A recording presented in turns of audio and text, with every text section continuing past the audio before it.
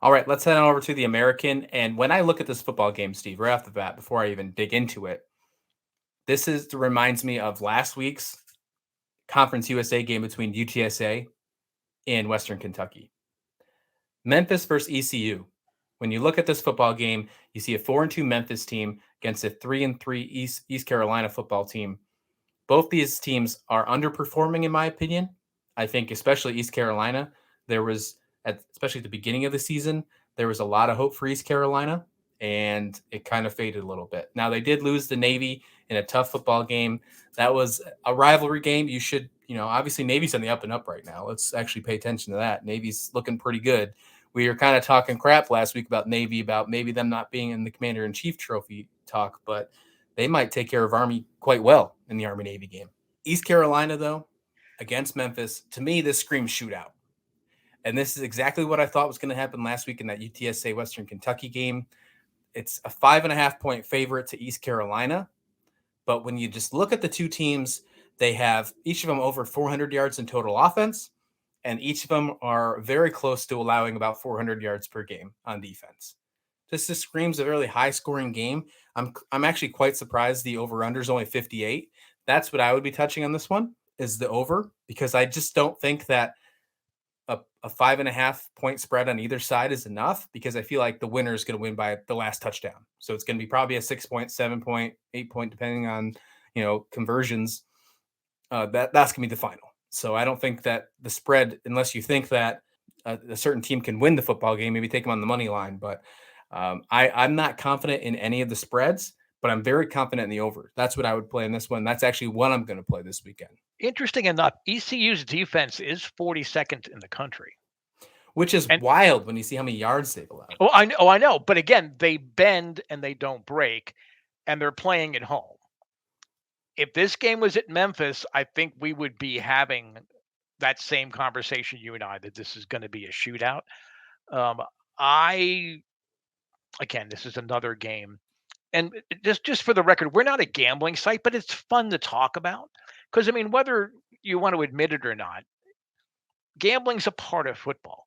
And it has been, I've been here watching football for 6 decades, both college and pro, and I still remember point lines. I mean, I remember being like 6 years old in a bar in Jersey City, and my dad's friends giving me one of those little, sheets where you pick the team, and him explaining, remember that if you pick this team, you're already losing 6-0 or 3-0 or whatever it is. And I was 6 years old. So I mean, so betting's always been part of football, folks. Okay, maybe it's a Jersey thing. Maybe in the more up and up, non-soprano land parts of the country, gambling is not as big a part of football. But I really think that it is. So that's why we talk about it. Both teams have to have this game. I think it's fair to say that given Cincinnati still, finding ways, and I really have been impressed by Tulane. I really like Tulane. Me too. Okay, East Carolina already has 2 conference losses. Mm-hmm. I mean, if they have any hope of staying in the conversation, they have to win. Memphis is 2-1 in the conference, as you mentioned, 4-2.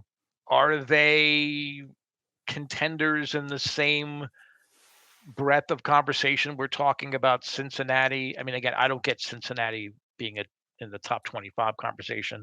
I haven't seen enough of them to be that outraged, but I'm pretty befuddled as to why they're in that conversation. Memphis, if they lose, as far as I'm concerned, they're done. I could see East Carolina clawing their way back in. I don't know that Memphis can with their defensive issues. So from that standpoint, I think that also will put a lot more emphasis, sort of like we saw in the UTSA Western Kentucky game, where the defenses came up and made big stops at big times that no one really thought they would. I think that could happen in this game. I'm not saying it's going to be a defensive, slugfest in the mud kind of game, but I do think that both programs realize they got to keep the stakes to a minimum. They have to make the big stops at least once or twice, and in this game. So I think that could influence the under there. But as far as I'm concerned, ECU will win and cover. Yeah, when you look at the remaining schedules for each of the teams coming up, this is a must win. I would probably lean more towards Memphis as a must win as well, even though they have the upper hand in the conference right now, not having two losses already. But they have to play Tulane again. Like they go and play Tulane next week. Then they play UCF. Then they got Tulsa, but then they end with SMU. Like they have some tough games ahead. Now, don't get me wrong, ECU has some tough games ahead. They still have to play Cincinnati, which you and I are not so high on, but the AP feels that way. They've let up a lot of points, even if it's non-conference. But again, let's we're not talking about Cincinnati here, but this game is a must-win for either side. This is a pivotal game right in the middle of your season that is really going to determine. I think these are both bowl teams. Don't get me wrong, but this is really going to determine if they can battle for the American.